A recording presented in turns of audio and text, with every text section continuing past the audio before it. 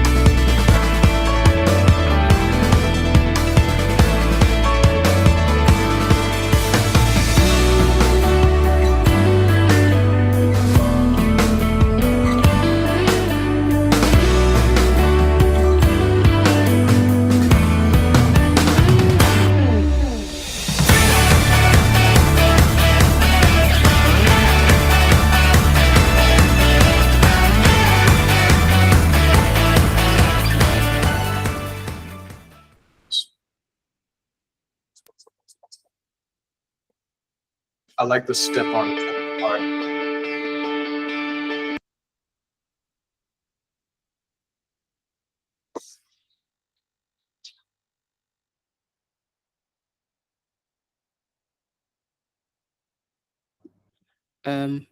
Pak Asia, you are inaudible.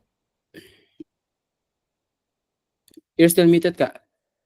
Apologies. Honest mistakes.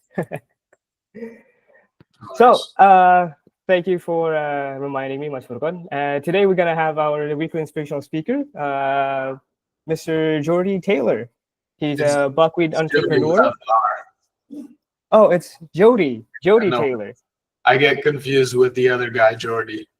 I see. No worries. Apologies for the Jody, right? mistake for the misspell. But we'll change it at the end of this presentation. Well, Mr. Jody, then please, we would like to know more about you and your journey throughout your entrepreneurship. Sure.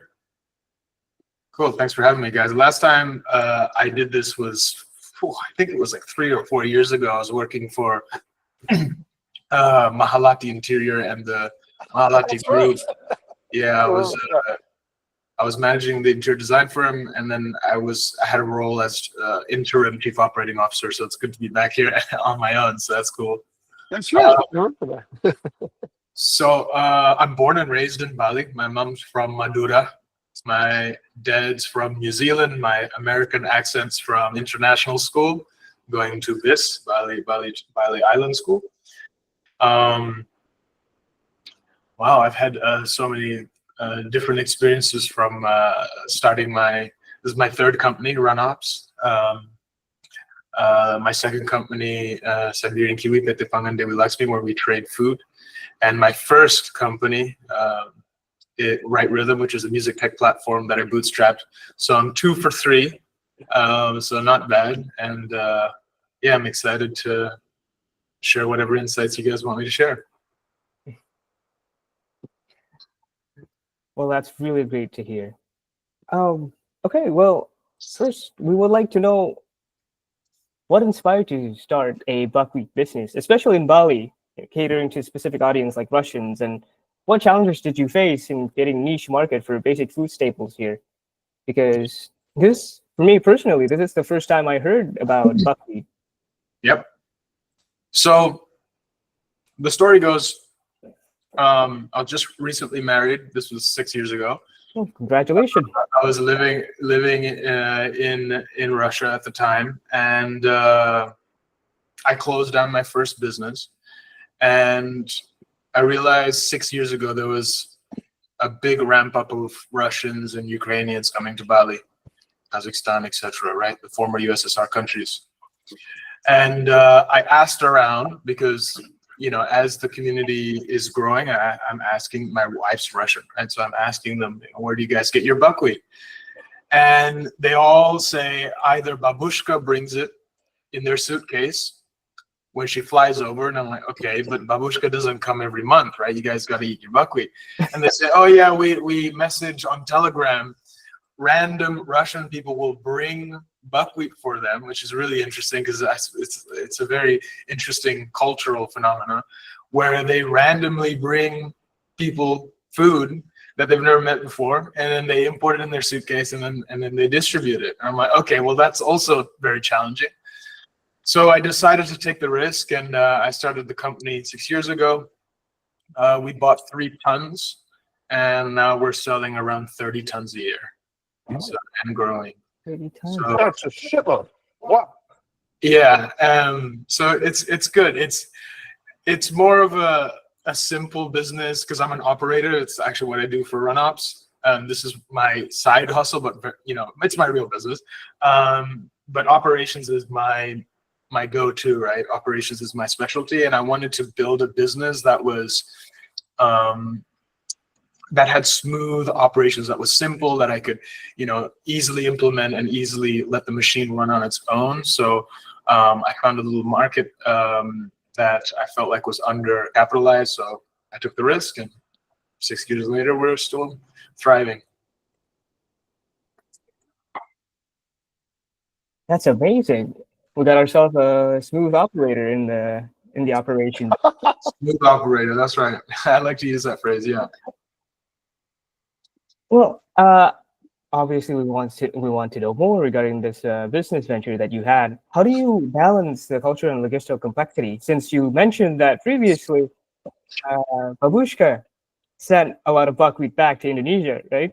And how do you run the business now compared to, well, I guess, how do you compare to these babushkas, and how do you impact the buckwheat culture in Bali, I guess? Sure. Oh, sure. So the thing is, importing buckwheat in a suitcase doesn't work, right? It's challenging. It's not efficient. So being able to sell our products in Pepito and Festive and to all of our direct channels, our D2C channels, we sell around. We have around 6,000 customers now. It's at the beginning, it was very challenging to start this off because the rules and regulations, as I'm sure you understand, in Indonesia are very gray. So when everything is gray, nothing's ever really simple. And so you got to work with the gray area and then comply with the rules as it stands at that current time period. And then as it changes, you kind of adapt. So, being half Indonesian, you kind of, ya udahlah, jalan aja. So you learn to deal with it and you don't criticize it so much. I've learned that. And you just kind of roll with it. As the country progresses, the rules progress, things change, policies change, and you change with it, and you just kind of continue on. So, we've managed to figure our way 6 years later. I understand that there's a difficulties when it comes to certification and BPOM in Indonesia. I myself once also worked in the food industry, and yes, it is kind of great when it comes to rules and regulation. We just kind of work around it. Yes. So, and something as simple as food trading, where you're just like you source a vendor, you buy in bulk, you send it over here and sell it. It seems actually quite simple, and it is simple in that regard. You're not building a tech platform. You don't need all this layers and layers of infrastructure. But in that simplicity, in that workflow itself, lies a lot of complexity because of the way the country is built. So exactly, getting the import documents and having the right KBLI codes, and you're not allowed to trade in this jurisdiction, you're not allowed to use this packaging. There's a lot of, as I mentioned, gray areas where you kind of have to navigate it, because even people in BPOM themselves don't really know exactly the answer. Or, and I'm not just speaking about BPOM, it could be, Bea Cukai, and so on and so on and so on. So once you fulfill those requirements and everyone's happy, then you can continue doing business and continue from there. And that's the reason why myself and other companies do well in this market, because a lot of other players just decide it's too complicated, so they don't do it. Yeah. Take advantage of the complexity, I believe.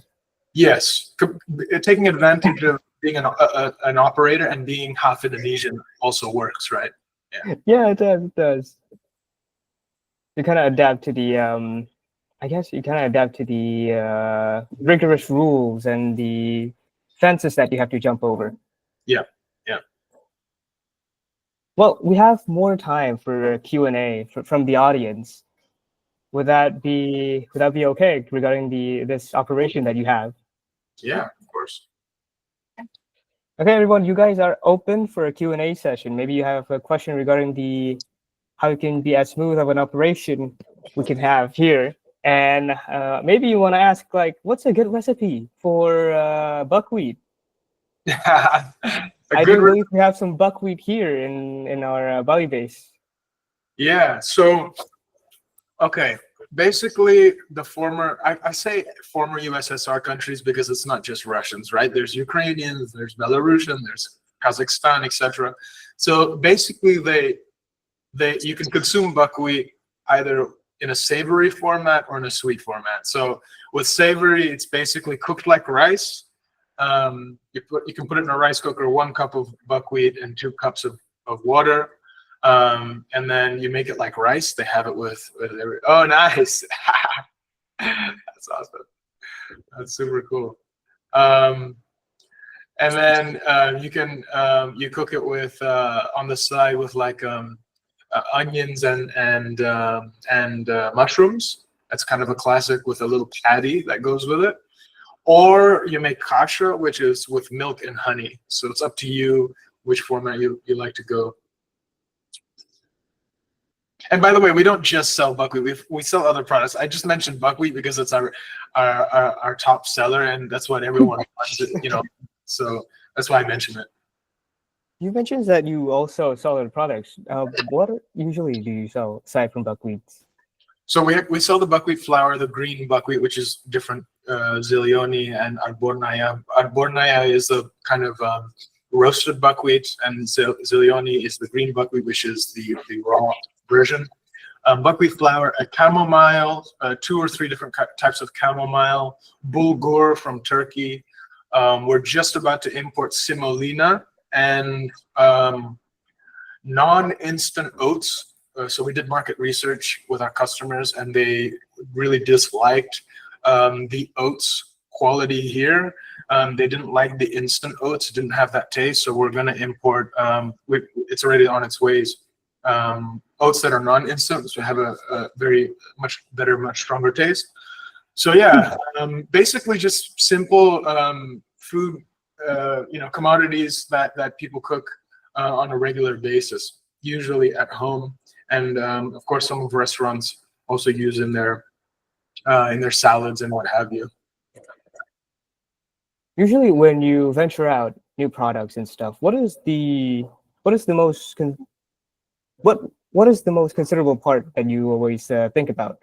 It's a good question. Is it the marketing? Is it how do we transport more stuff? Is it the quantity? Is it the market? Yeah. How do you do it? Good question. So we have an investment mandate. The way I run the company is like ops and investing, because essentially we're investing money or investing capital into products, and we expect a return on those products. So it's very much like in investing into a trade. We're trading, right? We're deploying capital, and we expect a return on this investment at some period of time. The operations part is actually selling the product, doing the business, the marketing, and the fulfillment of the product. But we really try and run the company like a firm, like an investment firm. So we have an investment mandate, and our investment mandate consists of our ROI expectations. So what we think is a healthy return on investment. It depends on the market. We always conduct a review with our customers and ask them. It's so simple. People just don't. Businesses just don't ask. We just ask our customers, "Hey guys, what do you think? Or think about these, 12 items. Thumbs up which one you like." So it could be a Google form or even like a WhatsApp voting poll, whatever it is. We ask our customers what they want. And so because we're bootstrapped, we don't have we don't really have a lot of space to make failures in our investment, in our inventory. So we gotta be sure. We gotta be sure that our customers want it. Because if we import something that we think works, Oh shit. and buys it, and we're screwed. Because you understand, right? It makes total Yeah. sense. So being bootstrapped, being bootstrapped allows us to be more technical about our approach and be sure that this is the correct investment. I think if we raised a bunch of money, then we'd probably just start buying a bunch of stuff. Probably not, because I'm an operator, but I'd probably be more lenient. But with this, because we're bootstrapped, we're very sure. We conduct market research. It has to hit our ROI threshold. We try and gauge the market, which is very difficult. For example, when I first started selling buckwheat 6 years ago, we used to analyze the volume, the trade volume in Tokopedia, which was naturally very low back then. Like there wasn't much trading of buckwheat, and it was a huge risk because it says, oh, well, if nobody's selling it on Tokopedia, so then why should you sell it? So you know what I mean? So you can't just Perfect reason to sell it. you can't just gauge Tokopedia as like, oh, okay, well, because a lot of people are selling on Tokopedia, you should or shouldn't. So we took the bet anyway, and now we're obviously the #1 seller on Tokopedia. But it's stuff like this, just getting, it's more of a quantitative, qualitative analysis. You go through check boxes and you say, okay, it meets our criteria. And then there's this one line where you're like, should we just take, what's our gut instinct? And then we deploy the capital and see what happens. So I'm happy to say that, we've had positive ROIs for all of our investments on all of our commodities. Just one has been taking slower than usual, but so far our operating system and our investment structure is working. Oh, I believe Mas Bayu has a question for you. Go for it. Yes, Masya. I Jody, Bayu here. Actually, I'm interested because you mentioned before, you talked about selling it in Pepito or other supermarket, right? So, which one performed better between selling from the, I don't know, maybe you call it retailer or something, and compared to the direct to customer? And actually, this is the follow-up. How did you build your customer base when you first started? Great questions. I'm glad you guys are asking these questions because it's more like get down and dirty with the business ops. So I would say if I had to choose, I'd choose Pepito. They're much more progressive. Festive works, but again, if somebody's here from Festive, watch this. They should up their game a bit. Pepito is just more progressive. They're hungry. They're forward-thinking, and they're very modern with their business approach. So I would choose Pepito, and I hope Festive starts following in Pepito's footsteps in regards to their expansion plans. In terms to the latter part of the question, it took a long time to build our customer base. So basically, I thought of it like this. As an operator, if you're, sort of seasoned in startups and in running business operations, you kind of get what you need to do when you start a business, like how to kind of go to market. And the way I thought about it was there are two revenue generating channels. The first one is direct to consumer, and the other one is the kind of traditional distribution market. So you have the retailers where they take a cut, right? There's pros and cons with both channels. With the retailers, it's immediate cash. You work with them, you have an agreement, and then you kind of just tap into their distribution channels, right? You don't have to do anything. You just make the agreement, you send the products, and they're essentially a customer of yours. It's great for immediate cash flow, but the problem is you have no idea who's buying this stuff, when they're buying it. You have no relationship with the customer. You're just another item on the shelf. And so I didn't want that. I didn't want that to be, I didn't want to be stuck with, being stuck with them. So that's our short-term game. Our long-term game was to build that reputation with the customer and do D2C. So we deliver products directly to our customers and get not only data, but the relationship with them. So what it does, it creates a network effect. As soon as you get one guy's phone number, and then they cook buckwheat at home, and then they invite their friend, and their friend tells their friend, and it's a long process, but it's really a spider web where it really scales towards the third, fourth, and fifth year. Like, you really start to feel the network effects, the long-term network effects, when you do the direct-to-consumer relationship. So right now, I would say it's 50-50, but actually our retail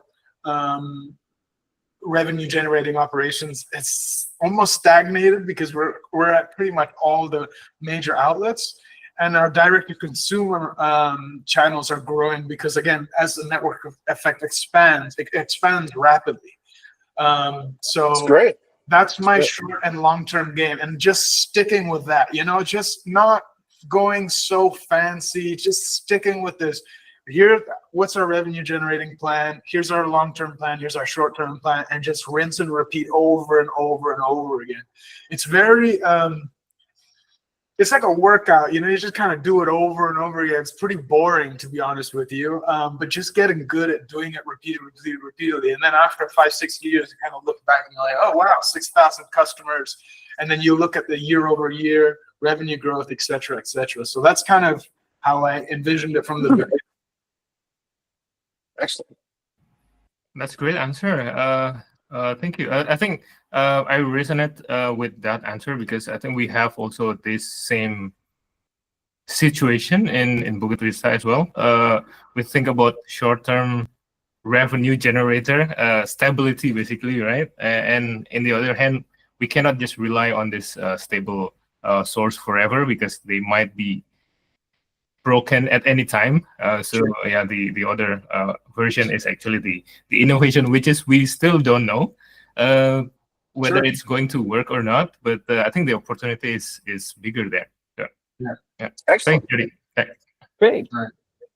Well, unfortunately, that's all the time we had today. I'm sure we all had good question for Pak Jody, and I'm sure that we all want to know more regarding the buckwheat and his business and how we can be, again, a better smooth operator.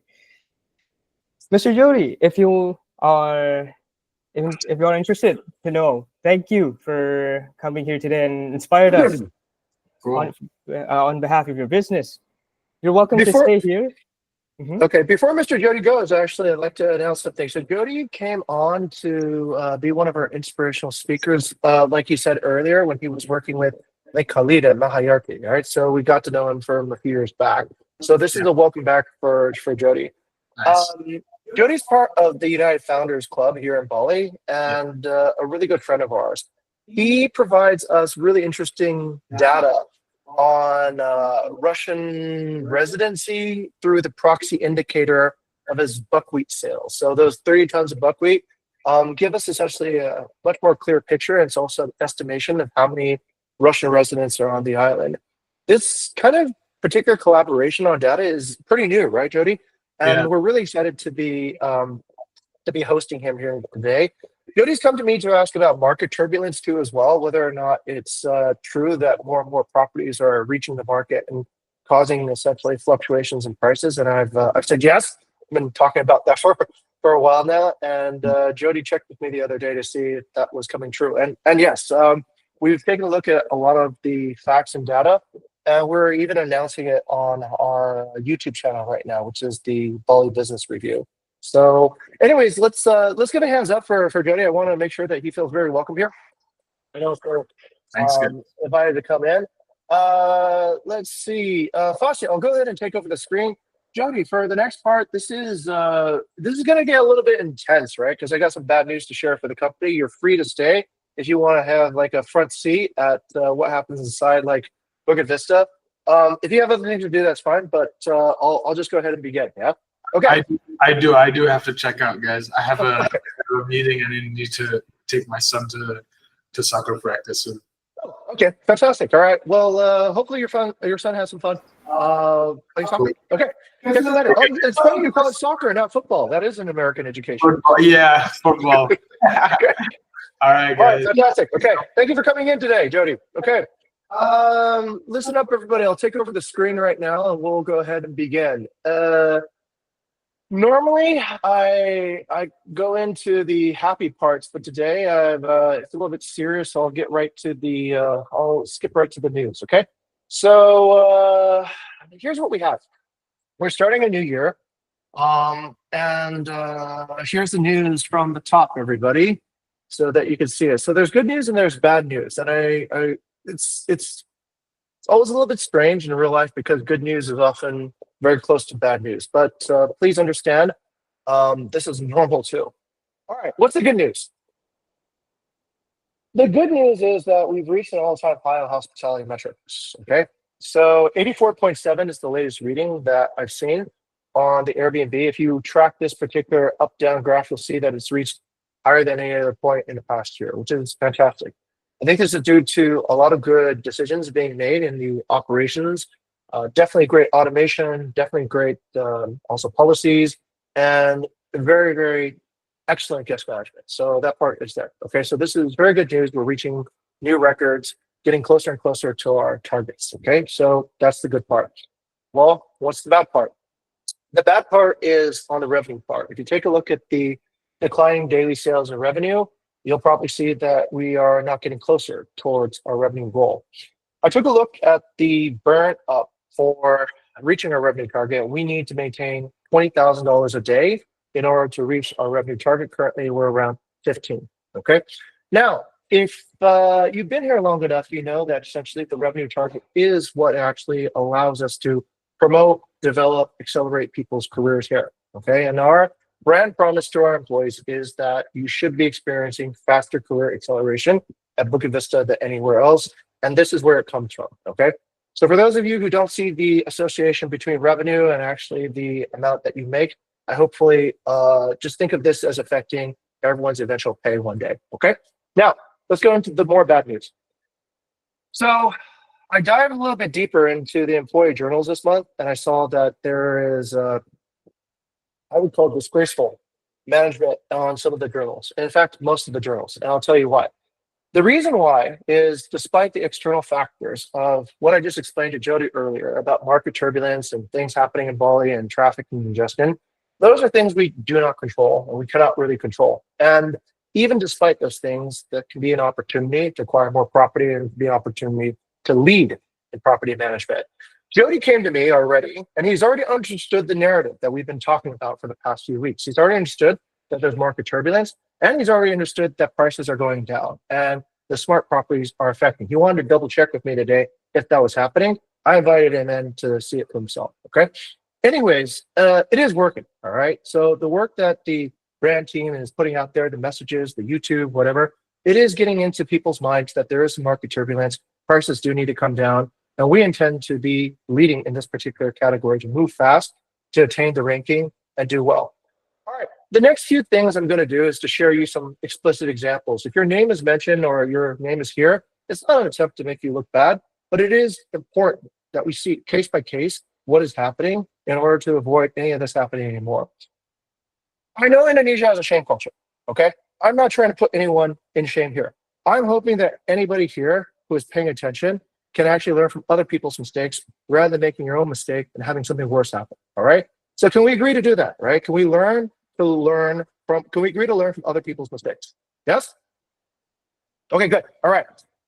All right. And I do that in full knowledge of this. All right. This is our revenue target. We were targeting 3.5 million, which we had very, very high confidence on achieving at the very beginning of, let's say, the semester back in October. As you can see, each month, starting from November, we're getting a little bit further and further away. That is not good. Okay. Yes. Okay. Appreciate it for calling. It's been updated, but the trend line is that each month we're getting further and further away from the target. And I intend to fix that today. Okay. So what are we going to have to do? My 2025 leadership commitment was the company does depend on everyone to do their job to support and grow the brand. But I've realized that senior leaders are failing to actually return to supervise and guide strategy for their teams. So the first attempt was to get senior leaders to participate in brand. That didn't work, so we created a smaller team to work on brand. And now we have senior leaders to go back and focus on semester 5 goals, and apparently that's not working either. And there are some deep supervision issues in the company that I'd like to show everybody, okay? And we're going to attempt to fix it by setting a strong incentive to not have any more supervision problems, okay? Now, about leading brand with a small group of designers, I think most of the insights that we have discovered on that have already been found. So it's just mainly implementing the insights that we've already discovered.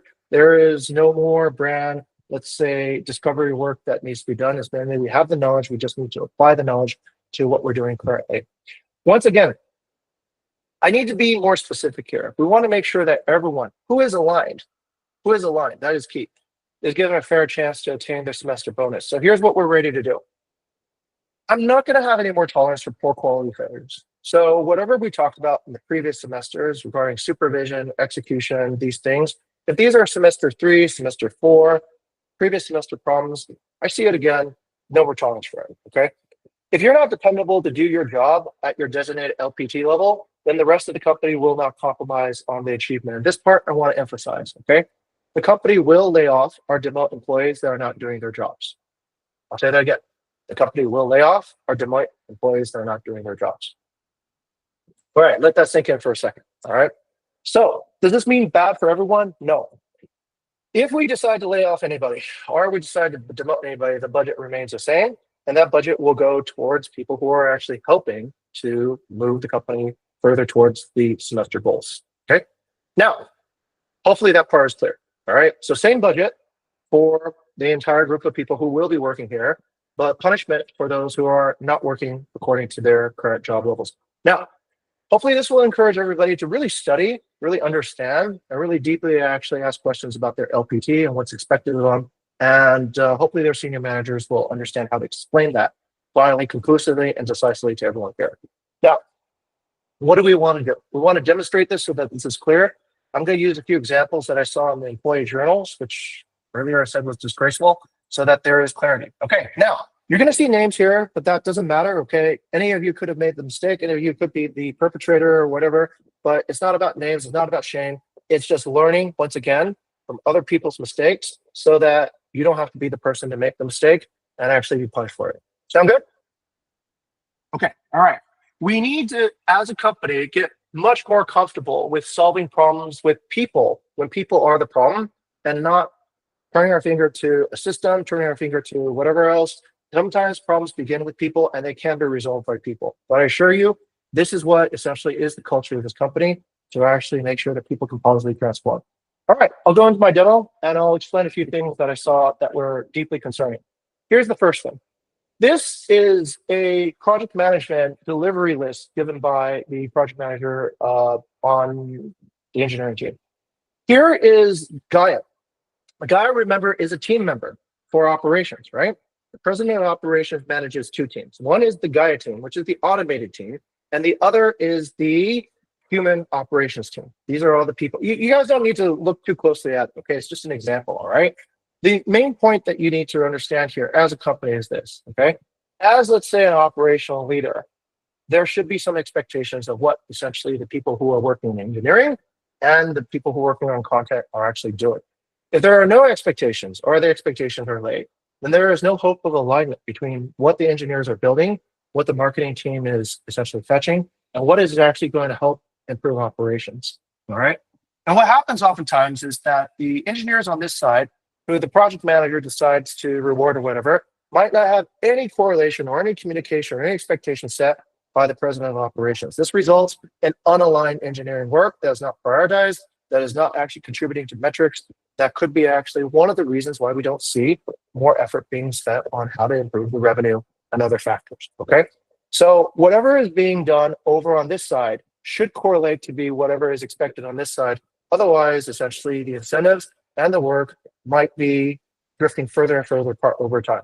We do not want a situation where one side is getting compensated, incentivized, while the other side is getting more and more disappointed, do we? That doesn't make any sense, okay? That is work that negates work. Next example. Telling an owner after doing weeks and weeks of explaining market turbulence that they can reset their price to a higher price above a minimum is counter brand and is counter strategy. We've already discovered that essentially lowering the minimum prices is the effective way to preserve the revenue, is the way that we can help promote and develop all of your careers. So why would we do the opposite? Why would we go and reverse all the work that we've done? When we do that, we are essentially nullifying all the hard work that brand has been doing to get the right narrative, get the right understanding to the entire community. We're essentially erasing it. So this work over here is erased by this work over here. So then we don't move. We're just sitting in place. Okay, no more of that, all right? Third one. I often see this really strange phenomenon where there's a meeting every morning for the strategic management committee. So people meet, they discuss about the strategic milestones, but none of these strategic milestones ever really show up on an employee journal. And I wonder why. I don't get it, right? What seems to be happening on employee journals is that we've asked everyone here to self-report. Let's take a quiz, see who understands, right? Rayhan, why do we ask people to self-report on their employee journals? What problem are we trying to solve? To self-awareness, sir. Yes, self-awareness about what? Alignment to the strategy, sir. Yes, alignment to the strategy. Great. So then after a person reports, self-reports, what should their supervisor, what should their evaluator do? Let's go to Sarah. Sarah, what should the person who is evaluating another person's report do as soon as the person has reported? What should they point back to? Their self-evaluation. No, the self-evaluation is what the person reporting first, or self-awareness. What should their supervisor point back to? Their actual work. Noted where? Where do we find what they were expected to do?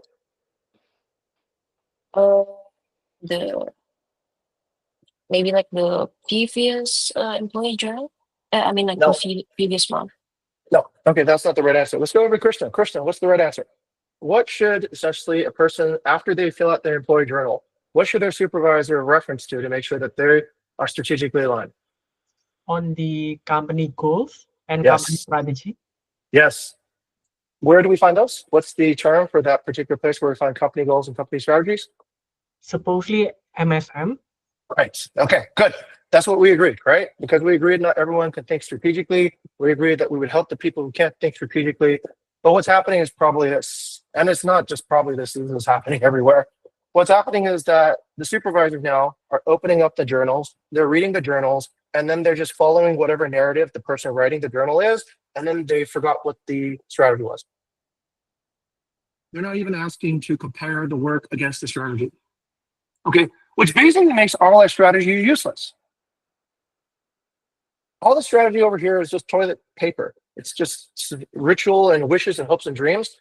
And I took a look down and not many of these strategy milestones are being achieved. And that's not very good. Okay. Now, everyone got a bonus last semester or last month because I compromised with Bella and decided to make the January goal a little bit higher, right? But we didn't achieve our goals. We really didn't achieve the goal at all. Okay. But let's fix this part first before we ask for a reduction on revenues. Okay. I think this is probably one of the things where the effort that is being planned is not the actual execution that's being executed. Okay. Anyways, today I'll be giving some workshops to senior leaders so that we don't see these problems anymore. I'm going to highlight a few simple rules. Okay. Now, I really don't like doing this. I really hate doing this. I hate doing this because I'm leading through a culture of fear. Whereas I would like and prefer that people be curious. I would like and prefer that people ask me questions. I would like and prefer people to explore new ideas, okay?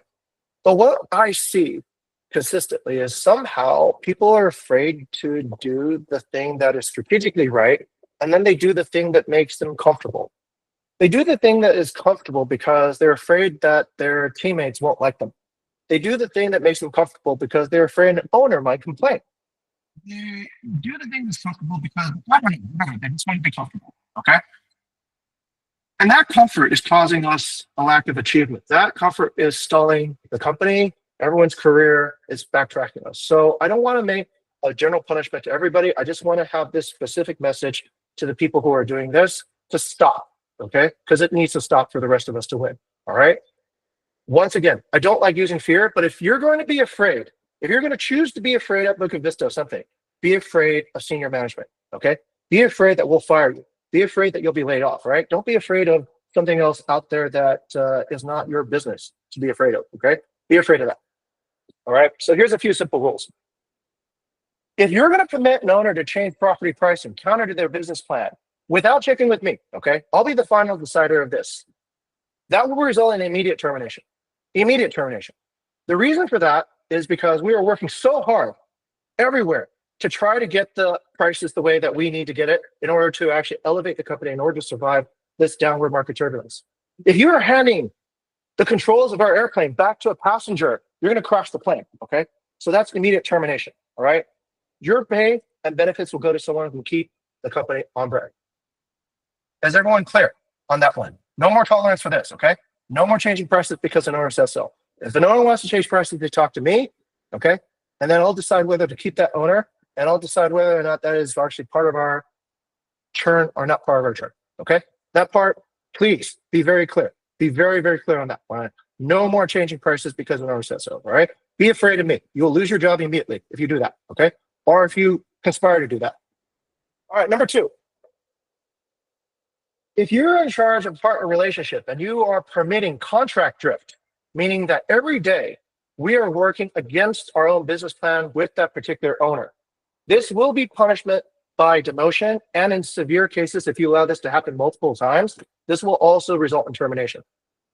We keep to the contract that we initially agreed to each owner. If they have a problem with it, we'll take it up with the lawyer. If they have another problem with it, we will offboard them, okay? But we do not essentially deviate from the business plan that we initially agreed on, unless I agree, okay? Unless there is something that is there. So please check with me immediately to make sure that there's no brand conflict with this, all right? Your pay and benefits will go to someone who can keep the company on brand if that happens, all right? Is that clear? No contract drift, no changing prices, all right? Next one. This is personal responsibility for anybody who's working in execution or supervision or any, let's say, more elementary leadership levels, all right? If you're working on a project or objective that was not stated on an MSM, don't expect a bonus. Don't expect a bonus, okay? Because it doesn't seem like you might not be working on anything that's important. You might be working on something that is completely irrelevant, okay? Your pay and benefits will go to someone who can keep Bukit Vista on strategy, all right? And if you are evaluating, all right, and you fail to evaluate your subordinates according to the MSMs, then you will be demoted as a supervisor.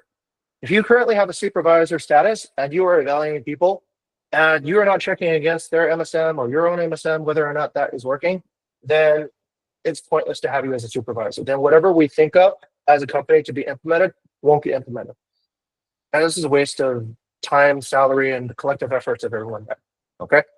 All right, these are pretty simple rules, yeah? Any of these rules hard to follow? No? Okay. I generally like to give people the freedom to choose to do what they need to do, but I can't really understand if anybody needs to do any of these things, why they should go unpunished, because it's probably stalling the rest of everyone's careers. Okay, all right, cool. Hopefully that makes sense. If you understand, give me a thumbs up. If you need me to explain this again, I'll explain it again. Yep, okay. Okay, all right, good, good. Hopefully that makes sense now. All right, once again, it's not the point to scare people here, but we do need some discipline. Supervision is becoming an issue again. So hopefully that gives everybody the right lines, okay? Here's something to inspire everyone. Think never settle this month, okay? Please think never settle, all right? I really need to get out of this comfort zone that it seems like we're stalling in and into a pathway where we're positioned again to achieve goals, okay? So the last month's goal, oh yeah, okay, that's still fine. Yeah.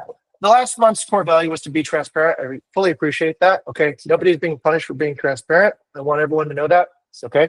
But we do need to have some self-respect and have some goals, okay? If you forgot what never settle means, it means this: nobody's perfect, but here at Bukit Vista, we strive to be the best version of ourselves and keep improving each and every day. Here's a quick question, Marcel. Marcel, do I ever get upset at people making new mistakes? No. Do I ever punish anybody for trying out something new that hasn't been tried before? No. Okay. If I punish people, generally, what kind of punishments are we talking about, Marcel?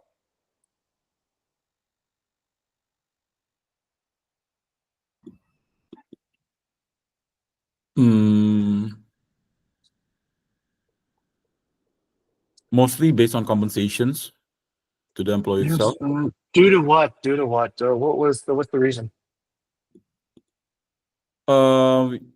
Bad quality mistakes. So basically, recurring mistakes. Yeah. Okay. Everyone, you are free to risk and try new things like Jody did. Okay. I would be happy if any of you guys decide to launch a new product platform. Okay. And propose it. That would be cool. All right. If you want to do something that's adventurous, that's new, that requires curiosity, that requires initiative, that's great. But when I see that, okay, these mistakes are mistakes we made, that you made a few months ago, and a few months ago, and a few months ago, and it's kind of hinged on some motivation that is based on something I don't understand, okay? Those are not good quality mistakes. Those are just waste of time. All right. Never settle is the opposite of the things I was talking about. Never settle is trying to do something to improve yourself every day, okay? Maybe before you didn't use that AI prompt to get the job done, today you try it, right? Maybe you always went to try to do something yourself. Today you're trying to actually get somebody else to be responsible for that particular thing. Maybe you never take a holiday because you feel like you have to be so busy. But maybe this week you trust your team to take care of it and you know your team can do it because you train them well. Okay? Those are all ways to improve, and those are all acceptable ways to develop here, all right? Be proactive and find new ways of learning.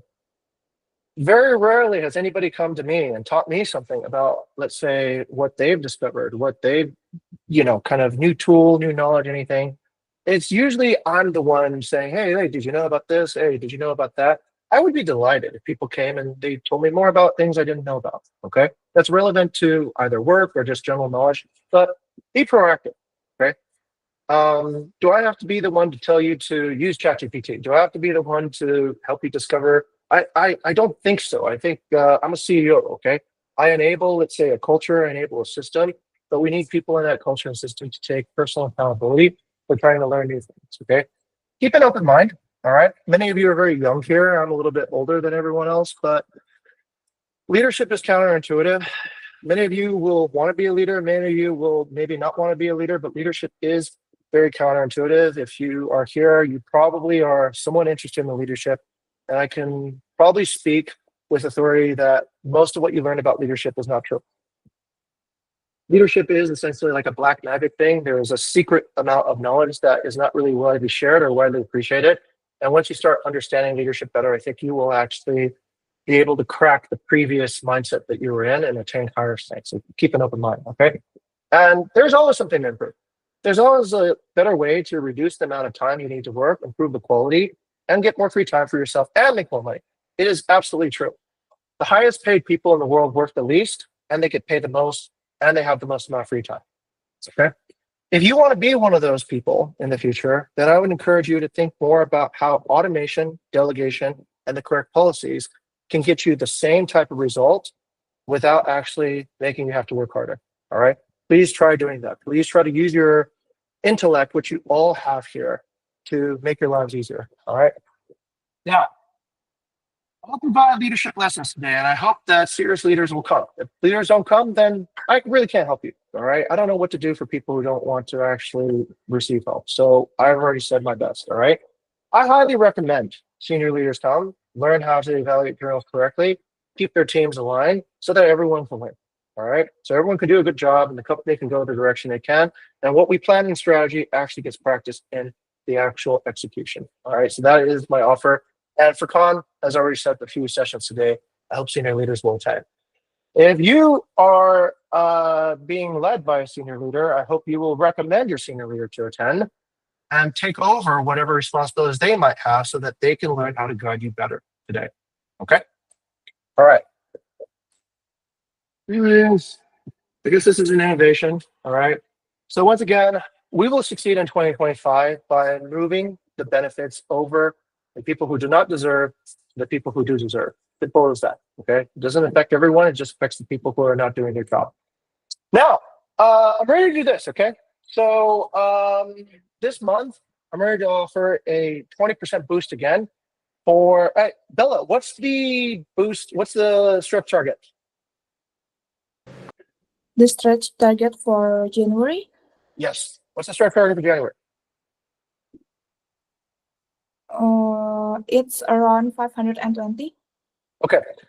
I'm ready to offer a 20% boost again, okay, for reaching the stretch target, everyone. That's my carrot in front of everyone here. So let's keep that on our mind, okay? Let's try to aim for the stretch target, okay?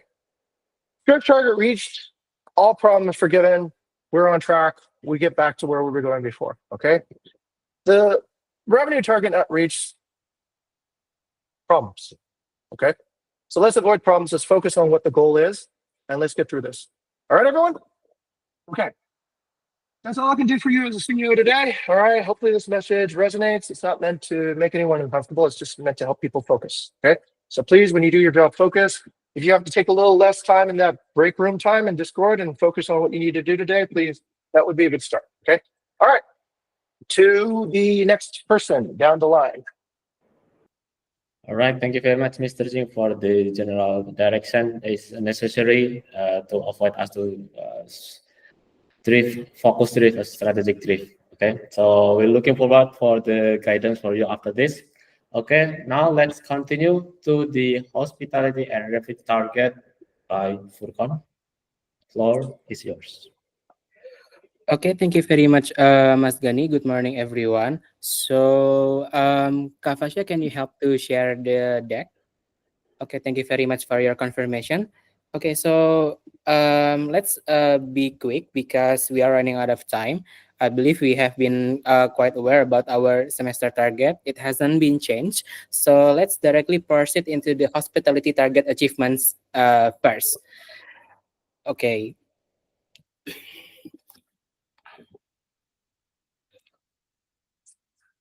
Okay, on to the first metric, which is accuracy. So on the accuracy side, we actually have an increase 0.6% compared to last week. Now it's 87.7%. Onto the next metric, which is check-in. Unfortunately, slight decrease by 0.1%. Last week at 88% and this week at 87.9%. And the next metric, which is cleanliness, is actually by increasing by 0.5%. Last week at 80.5% and this week at 81% sharp. And next, onto the communication, increasing by 0.5%. Last week from 86.2% and this week at 86.7%. Next, location, back onto the game again, increasing by 0.3%. Last week at 72.5% and this week at 72.8%. And next, to the value, increasing by 0.2%. Last week at 82% sharp and this week at 82.2%. Okay, so in overall, we actually have an increase by 0.6% on the 5-star rating. Last week from 83.2% and this week at 83.8%. Oh, what? And yeah, and next into the revenue target achievement. As I've mentioned on the comment, actually, Mr. Jing's slides needs to be updated, and this is actually the update. So we are already hitting 1.8 million USD on the halfway through the completion of the semester. We still have around 1.6 million USD to achieve for the rest of the semester. Okay, To the next target, which is partner stability target achievement, still no update since the previous report. However, seems this month there will be like an update, so please keep an eye on it.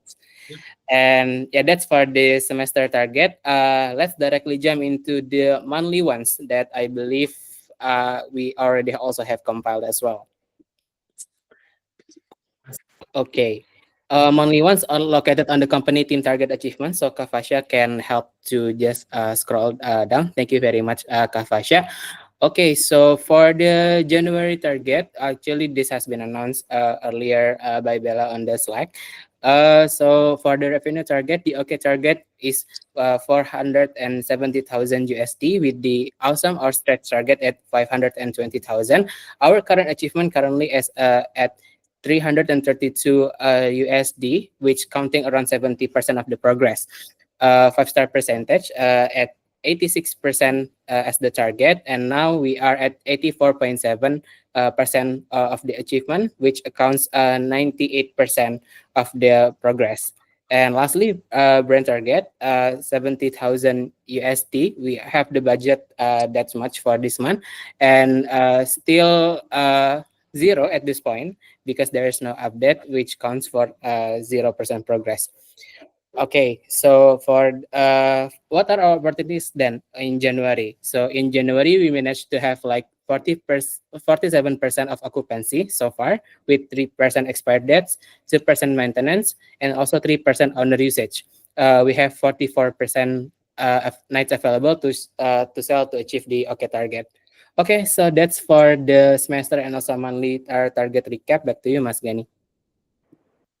Great, thank you, Furkan, for recapping the data. The next one on the weekly mission inspiration, I believe you have surprise, Furkan, right? Tell us, what is the surprise, Furkan? Yes, and the surprise will help to be revealed by Kavasha. Yeah, so Kavasha, can you please share the screen again? Okay, so last week, since last week, as all the senior leaders have tried to accumulate the data on what are the 2024 big numbers of Bukit Vista. So we would like to present that here on the company wide. Can you please scroll down to weekly mission inspiration, Kavasha? Okay, thank you very much. And my deck is presented up there. Okay, so yes, that's correct. Thank you very much, Kavasha. So yeah, let's see what is our numbers of 2024 that has been recapped by all the senior leaders.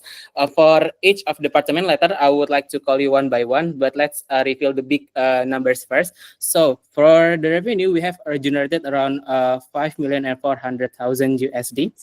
That account around 88 billion rupiah and reflects 16.54% growth compared to last year. This is amazing, right? This is amazing, right? Yeah. This is amazing, right? So, so if you think this is amazing, please give your reactions, give your clap, give your happiness, give your whatever to the floor, yeah, to am up the room. Okay. Yes, thank you very much, everyone, for participating. Yes, thank you very much. Okay, so these are the big numbers because our time actually quite limited. So I believe you can all see the comparison between the 2023 achievement and also comparison with the 2024 achievement. So far, our numbers are increasing and also progressing, yeah, in all parts except the active properties. So yeah, let's directly drill down deeper into what each of the department has to say. Coming first from marketing, so I would like to call Mas Gani. Thank you, Furkan, for the marketing side. Let's start with Airbnb metrics. So we have collected in a year 12,000 average page view, almost 13,000. So it is very big number of visitors that visit our Airbnb listing compared to the competitors, a similar listing on the Airbnb platform itself. And then the 89.5% average occupancy rate, and almost 8,000 total of 5-star reviews. So it is part of all hardworking people in this company to support this Airbnb achievement. So yeah, it's quite a good achievement in the past year. Next.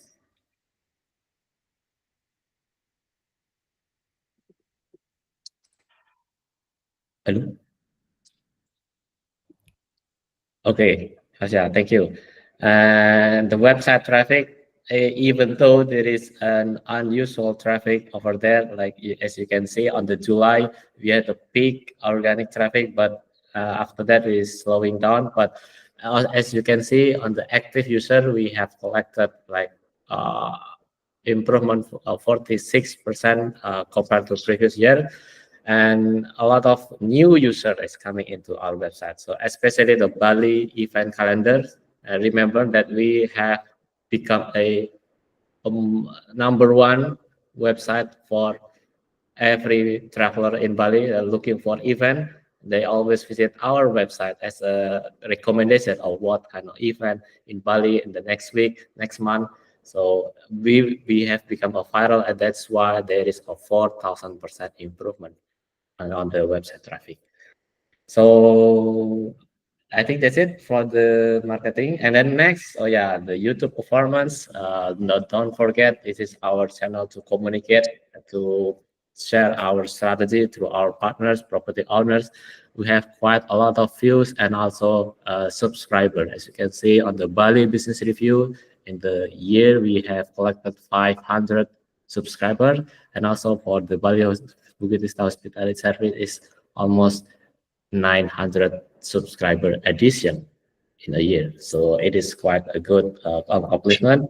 And once again, thank you everyone for contributing on the YouTube performance, all of guys, marketing team. So good work, and let's continue rock and roll in 2025. Okay, thank you very much, Mas Gani, for the amazing summary. Next, to the engineering team calling Kafidi. Okay, thank you very much. Let's go to the next slide. Okay, in 2024, we completed 77 milestones, where 63 of them were successful and 14 of them failed. And there are various features that we released, but some important ones that you guys might use on a day-to-day basis is auto reply for Bifigo messages, creation of Ion as a specialized content creator agent to bring newsletter for our partners, and also creation of Tia as our first operator of community management.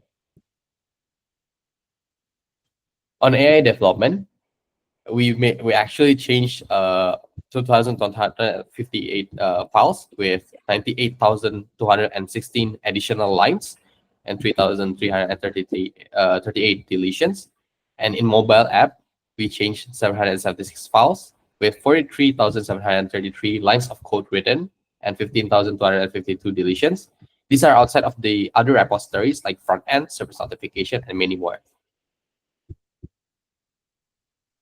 For Gaia, we actually sent 101,107 messages across platforms. These are the ones that are successfully sent and not rejected or escalated across 15,906 booking confirmed guests. For Gaia, these are the breakdowns, as you can see in the details, with an average response time of varying, with the quickest one in the employee side, guest confirmed and guest unconfirmed. We are actually able to send messages to our guests in about 1 minute, less than 1 minute for confirmed guests, and about 1 minute for unconfirmed guests. And these are notes that these are affected by some delays that we provided, so that the exception handler can check before auto sending the message. So it could be much faster. And in communication review, in January, our average communication review is at 81.8.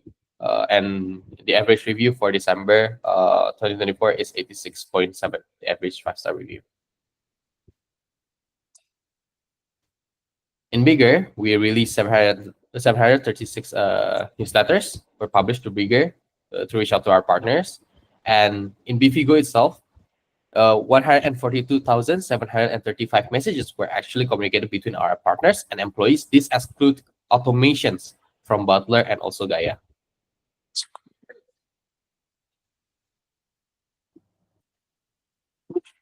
Wow, sure.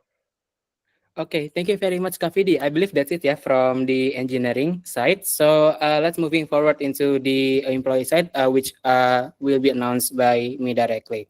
Okay, the first one I would like to share about the MSCB stats. So last year we conducted two MSCB batch 6 and also 7. And here are the reports. We actually on the MSCB 6 we achieved. We received 230,000 applicants, which only recruited 10. That makes like only 44% conversion overall. And drilling down the line, we completed with 8 teams left with 2 termination, and then finally, oh yeah, for 4,000. Thank you very much. For percentile, yeah, that means okay. So for retention, only have 5, which means accounting 62.5% from the total members that have completed. Now, just recently, we have just finished the MSCB batch 7 from August and until December. We have like 1,700 applicants, which only recruited 5. Though, even though it's smaller recruited, this small pool actually very well picked. It comes into the very good completion and also 100% retention, which is the very first ever that we have like 100% retention from the MSCB batch so far. Yeah. And then coming next into the next slide, which is the promotion and also the new hires. So during 2024, we have 37 promotions and new hire decisions, and with 28 promotion decisions made, and also 9 new hires decision made, and these are actually outside of the internship recruitment itself, because it has been counted on the MSCB side. Okay, next slide. Okay, on the university relations stats, so we actually have 25 projects conducted with 40 plus universities across the globe. That includes 14 guest lecture, 1 hackathon, and also 1 student exchange.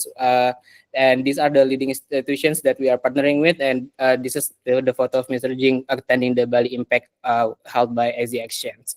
So that's actually the report from the employee side, and I would like to thank to everyone that is contributing, not only from the employee side but also the rest of the company, especially when most of the people and also talent development are actually delegated back to the upper managers. So this achievement is also your achievement. So thank you. And next to the operation side, which will be presented by Kayla.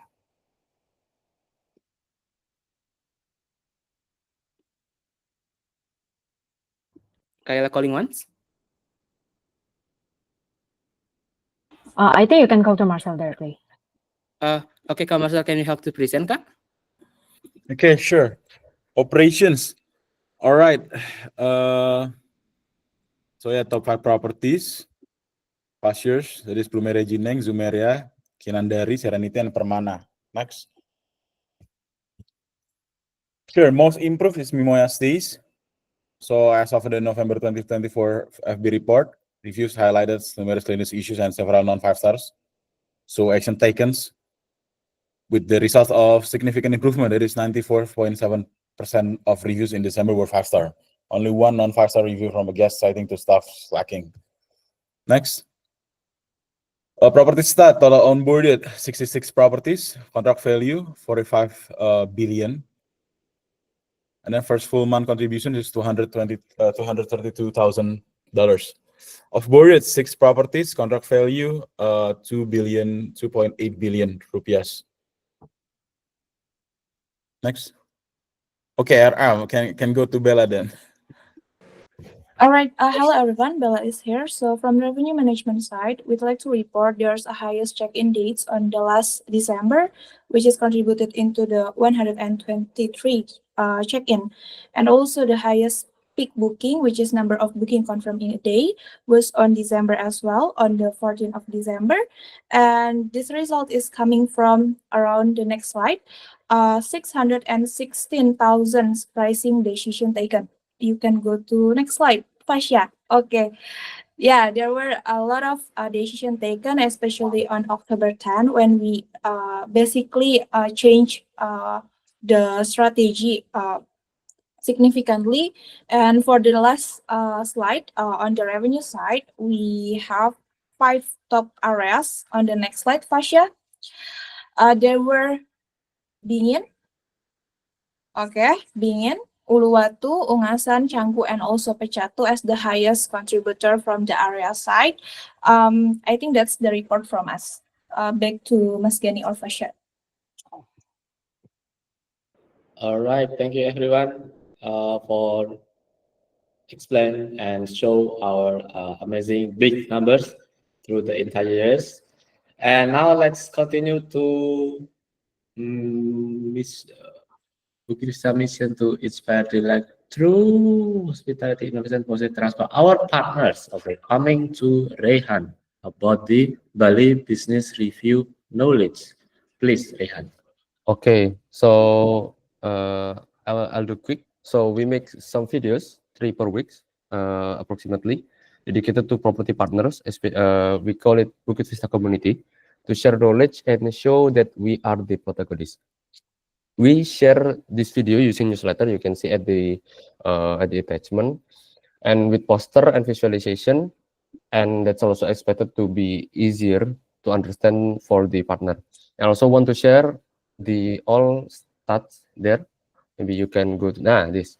So increasing over time for the for the views and also likes, indicating we're getting better on delivery and also the content. And also I remember that Kofidi mentioned earlier that we combining between engineer and also marketing, we send 700 newsletter. And also one information that we have new video. You can click on the link. Yeah. Okay, thank you. Great, thank you, Rehan. Now continue to inspiring the hospitality industry through technological innovation. I saw there is Ali there. The innovation is about Bivigo effective communication. Please, Ali. Okay, this is from engineering. This innovation to address the challenge like complicated and inefficient and manually guest communication process, especially in room readiness notification and checkout updates. So for this challenge, we develop some automation in room readiness notification and automation in checkout status update. This project result successfully implemented on production, and user approved the implementation and no critical issues reported.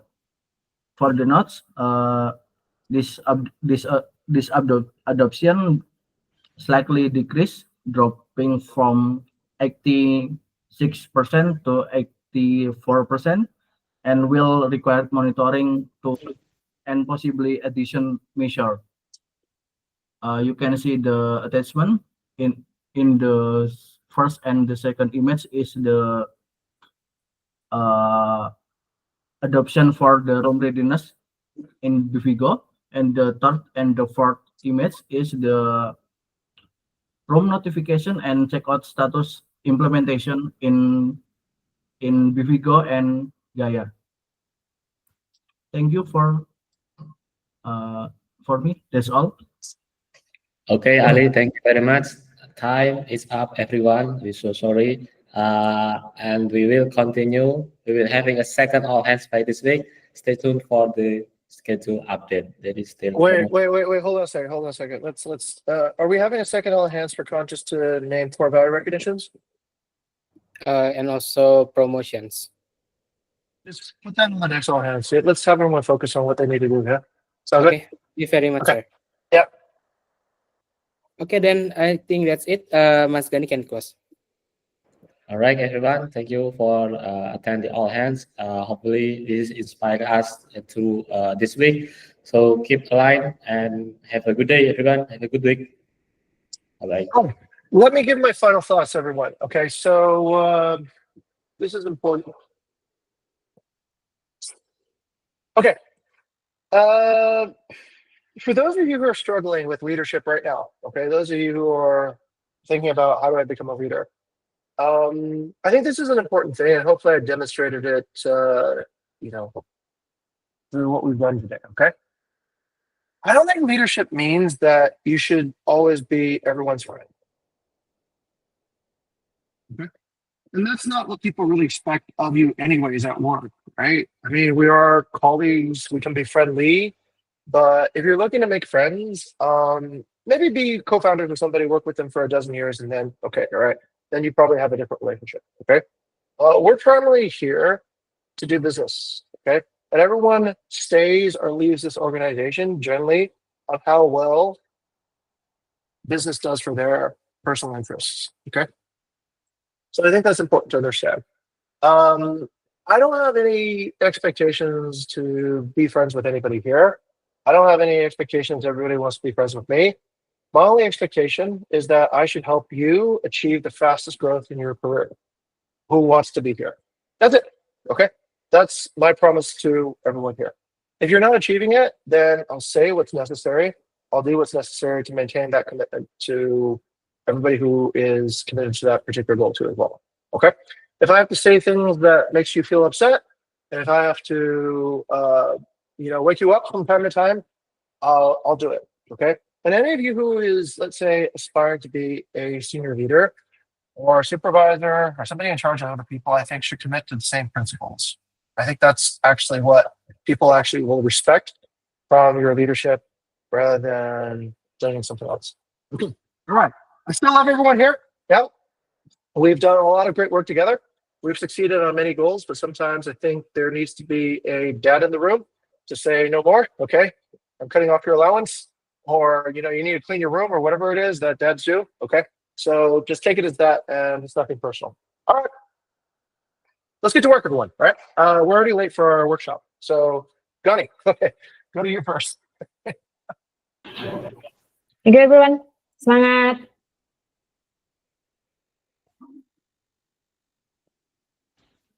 Okay.